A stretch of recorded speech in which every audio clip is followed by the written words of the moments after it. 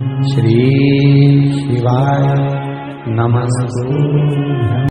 इस भारत की भूमि पर, इस मृत्यु लोक में, पूरे विश्व में ऐसे कई घर हैं जिनके घर में गुजारा करने के भी आफत है।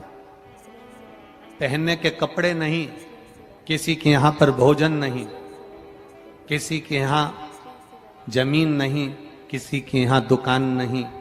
कोई कोई पूरी जिंदगी किराए के मकान में निकाल देता है। नहीं, मेरा एक निवेदन है, इस कथा को जितने छत्रपति संभाजी नगर के श्रोता भाई बहन श्रवण कर रहे हैं उनसे निवेदन करूंगा, आप हाथ का ठेला लगा रहे हो, सब्जी का ठेला लगा रहे हो, फल का ठेला लगा रहे हो, धक्के की जिंदगी जी रहे हो, दरवाजे पर बैठे हो, कहीं ना कहीं तुम दास्य भाव की जिंदगी जी रहे हो, तकलीफ में जिंदगी जी रहे हो, बहुत दुख की जिंदगी जी रहे हो, बहुत कष्ट की जिंदगी जी रहे हो। उनसे केवल निवेदन करूंगा, 3 महीने 2 जगह पर जल चढ़ाना प्रारंभ कर दीजिए, केवल 3 महीने। एक शंकर भगवान के शिवलिंग पर, दूसरा बेलपत्री के पेड़ के नीचे। 2 जगह पर जल चढ़ाना 3 महीने लगातार चालू कर दो, बाबा तुम्हारा हाथ पकड़कर तुम्हें उन्नति की सीढ़ी पर चढ़ा देगा। हमें कोई चमत्कार करना नहीं आता, और ना हम कोई तंत्र विद्या या मंत्र विद्या जानते हैं, ना हमारे पास में बेल है, ना हमारे पास में भभूति है। हमारे पास में तो केवल शिव का नाम है। आप श्री शिवाय नमस्तुभ्यम बोलो, ओम नमः शिवाय बोलो, नमः शिवाय बोलो, चाहे महामृत्युंजय मंत्र बोलो, उसका स्मरण करते करते भगवान शंकर के शिवलिंग पर जल, और उसी पात्र में जो जल तुमने शंकर जी को चढ़ाया है उसमें से बचा हुआ थोड़ा सा जल बेलपत्री के पेड़ के नीचे चढ़ाना प्रारंभ कर दो। अलग से बेलपत्री के पेड़ के नीचे चढ़ाने के लिए अलग से लोटा भर के जल जरूरत नहीं पड़ेगी। जो तुमने शिव जी को जल चढ़ाया, जो तुमने देवाधिदेव महादेव को जल चढ़ाया, बस उसी पात्र का जल शंकर जी को चढ़ाओ, उसमें से बचा हुआ थोड़ा सा जल बेलपत्री के वृक्ष के नीचे चढ़ाना प्रारंभ करना। कौन सा बेलपत्री का वृक्ष? जिसकी छाया आपके ऊपर आ रही हो। शिव महापुराण बड़ी सुंदर बात कहता है, ध्यान दीजिएगा। जिस बेलपत्री का पौधा तुम्हारे सिर का, और ये दोनों हाथ ऊपर कर लो, अपन खड़े हुए और खड़े होकर दोनों हाथ ऊपर करें, इतना बड़ा बेलपत्री का पौधा है, उस बेलपत्री के पौधे की पत्ती को कभी तोड़कर शंकर जी को नहीं चढ़ाना चाहिए। ध्यान रखना, कितना बड़ा पौधा। आप खड़े हो जाओ और खड़े होने के बाद आपका हाथ ऊंचा कर लेना, इतना बड़ा पौधा है, उस पौधे की पत्ती बेलपत्री को तोड़कर शंकर भगवान को कभी नहीं चढ़ाना। शंकर भगवान को उस बेलपत्री को, उस वृक्ष की पत्ती को तोड़ना चाहिए जो वृक्ष तुम्हारे हाथ से थोड़ा सा ऊंचा हो, जिसके लिए तुम्हें हाथ और ऊंचा करना पड़ रहा हो। जैसे एक बच्चा अपनी मां की गोद में बैठने के लिए दोनों हाथों से उचकता है, आवाज लगाता है, उचकता है, आवाज लगाता है, हाथ ऊपर करता है, तो मां उस बच्चे को गोदी में ले लेती है। उसी तरह उस बेलपत्री के वृक्ष की पत्ती तोड़ना चाहिए जिसने थोड़ी उन्नति कर ली हो, जो थोड़ा ऊंचा हो गया हो। तुम उसको पाने का प्रयास करो तो भगवान भी तुम्हें अपनी गोदी में ले ले। ऐसे वृक्ष की पत्ती तोड़। अब तुम छोटा सा पौधा, बिल्कुल जरा सा पौधा, उसी की पत्ती तोड़कर महादेव को चढ़ाओगे, ये श्रेष्ठता नहीं। यदि बेलपत्री का पेड़ आपके यहाँ है, और मान लो कई लोग बेलपत्री गमले में लगाते हैं या छत के ऊपर लगा देते हैं, बेलपत्री का वृक्ष जो होना चाहिए वो घर के ठीक पीछे के भाग में, पीछे के भाग। या बेलपत्री का वृक्ष अगर पीछे नहीं है तो आप अपने घर से जब बाहर निकलते हैं तो राइट हैंड की ओर बेलपत्री का वृक्ष होना चाहिए। आप जब घर से प्रवेश कर रहे हैं, बाहर की ओर निकल रहे हैं, वो सुख का अनुभव करा। यदि घर से निकलते समय बेलपत्री का पेड़ लेफ्ट में अगर आता है, आप जिस घर से निकल रहे हो लेफ्ट में अगर बेलपत्री का पेड़ आता है तो आप 1 रुपए कमाएंगे, 1.25 रुपए खर्च होगा, पैसा हाथ में टिकेगा नहीं। घर में 10 लोग भी कमा रहे हैं तो पैसा घर में दिखेगा नहीं, आएगा जरूर, सारे काम होंगे पर टिकेगा नहीं। यदि लेफ्ट में,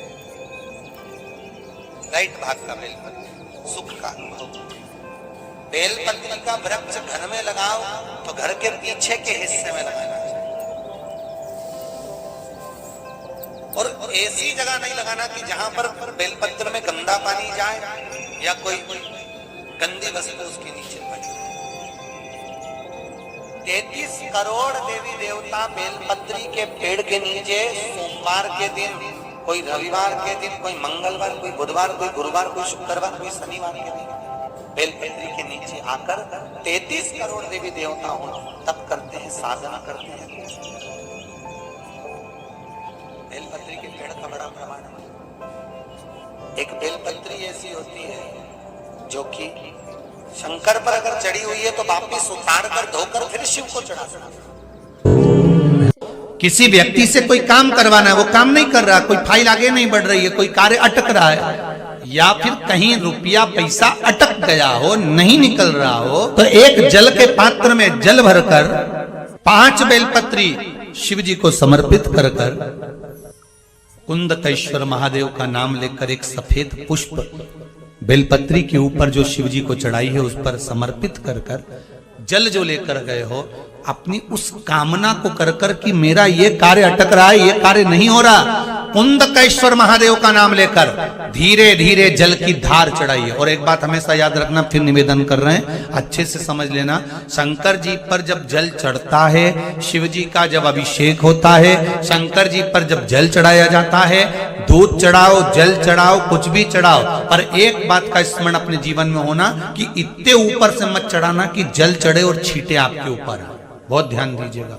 हाँ, तो यहां तक वर्णन करा गया है कि शंकर जी का जल चढ़ा हुआ जहां से बहकर जाता है ना, उसको लांगा तक नहीं जाता।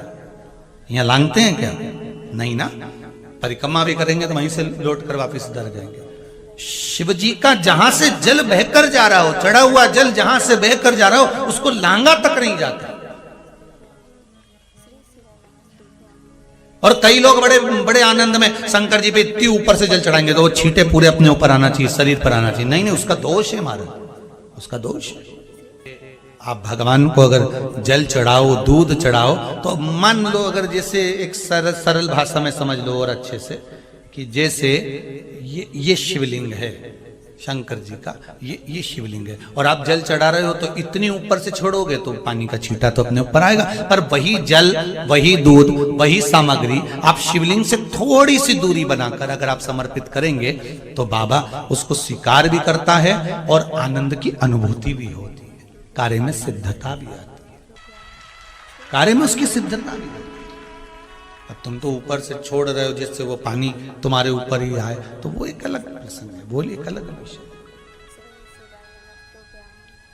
बहुत ध्यान देना महाराज, भगवान को कभी भी कोई भी सामग्री, जैसे भगवान के मंदिर में अगर फूल चढ़ाने जा रहे हो, भगवान के मंदिर में अगर पुष्प समर्पित करने जा रहे हो, तो फूल का मुख अपनी ओर नहीं होना चाहिए। फूल का मुख कहां पर होना चाहिए? जम के बोलो जरा।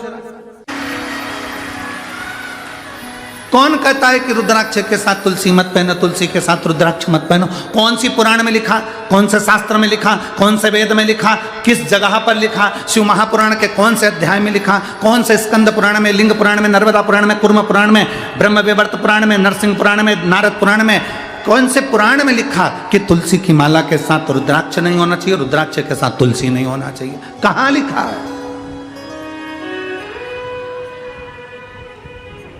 ये दुनिया के लोगों ने भ्रम पैदा कर दिया, दुनिया के लोगों ने भ्रम पैदा कर दिया। तुलसी के साथ रुद्राक्ष मत पहनना, रुद्राक्ष के साथ तुलसी मत पहनना।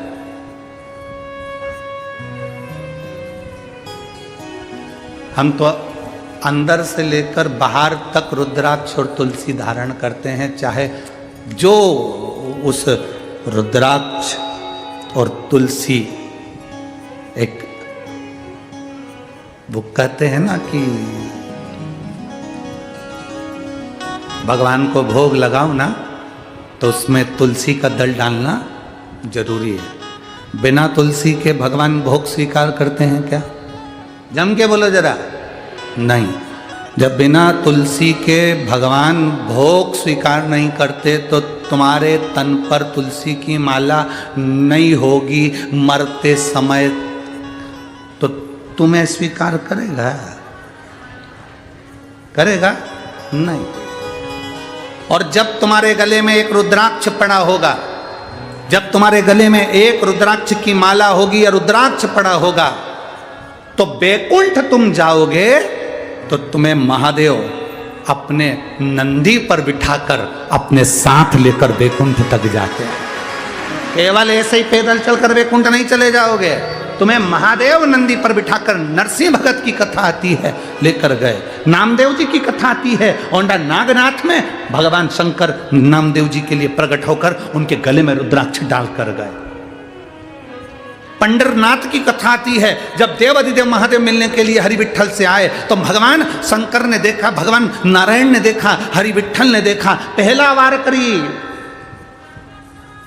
पहला जिसने वारी करी वो पहला वार करी थे भगवान शंकर। जब दरवाजे पर आए तो शिव जी प्रसन्न, भगवान नारायण प्रसन्न थे, उन्होंने अपने गले की तुलसी की माला निकालकर स्वयं शंकर भगवान के गले में डाल दी।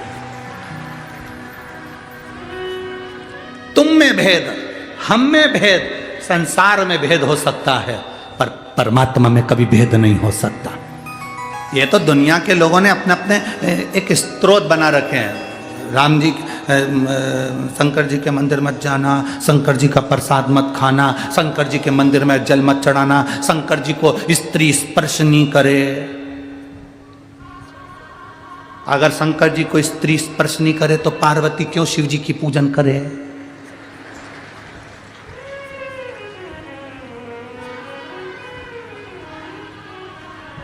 क्यों?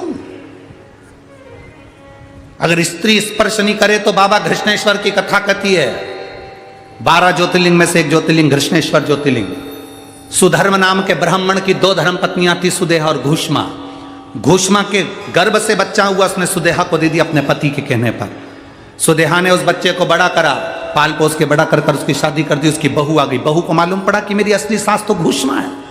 सुदेहा को पूछना बंद कर दिया। सुदेहा को क्रोध आ गया, उसने अपने बेटे के टुकड़े टुकड़े कर दिए, ले जाकर तालाब में पटक दिए। घोषमा का नियम था, शंकर भगवान के शिवलिंग की पूजन करती थी और पूजन कर कर उसका विसर्जन करती थी। अगर स्त्री नारी शंकर के शिवलिंग का स्पर्श नहीं कर सकती तो फिर घोषमा ने कैसे शंकर जी की पूजन कर ली और स्पर्श कर कर पूजन कर कर विसर्जन करके आई। जो विसर्जन करा, शंकर जी से कहा मेरा बेटा बहुत दिन से नहीं देखा, बाबा कृपा करो। 15 दिन 8 दिन 20 दिन पहले मरा हुआ बेटा तैरता हुआ बाहर निकल कर आ गया, वो घृष्णेश्वर महादेव हो गए, वो घृष्णेश्वर महादेव हो गए। जरा विचार करिए, कौन कहता है कि नारी शिव जी का पूजन नहीं कर सकती? माता सीता ने शंकर भगवान का पूजन करा, माँ कौशल्या कैकेयी सुमित्रा शिव जी का पूजन करती हैं, माता यशोदा शंकर का पूजन करती हैं, यशोदा जी की माँ भगवान कृष्ण की नानी पाटला देवी शंकर जी का पूजन करती हैं, राजा जनक स्वयं शंकर जी का पूजन करते हैं सुनैना जी के साथ। शिव आराधना हमारे जीवन का एक आनंद है। श्री शिवाय नमस्तुभ्यं, श्री शिवाय नमस्तुभ्यं। भगवान की ओर सब बोलिए एक बार जमकर, श्री शिवाय नमस्तुभ्यम। प्रैक्टिकल जरूर करना, कहीं सियोर वाला महाराज झूठ तो नहीं बोल रहा। शास्त्रों की बातें हमारे जीवन में हमें सुख प्रदान करें, इसलिए इस भाव का आनंद करते हुए आज की